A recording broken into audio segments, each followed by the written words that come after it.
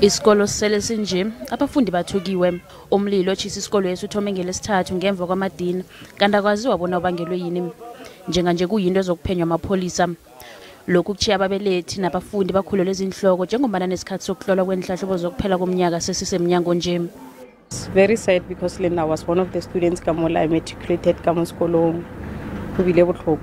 A re tsuri mollo khosa keng or ke bona bana abanye ko kwala a ritse. Re pelo botlhoko.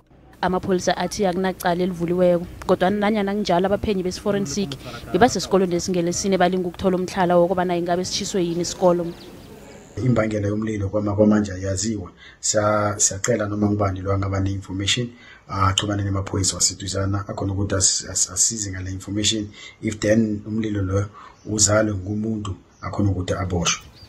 UMnyango wezeFundo esifundenesi uthi abafundi beMwepu Secondary School bazokutshingiswa esikoleni esimakhilomitha 2 kusuka esikoleni esi ukuthi bayokuhlolela khona kanti abafundi baka grade 12 akhange banikelwe imvumo yokuphefumula ngendaba leni.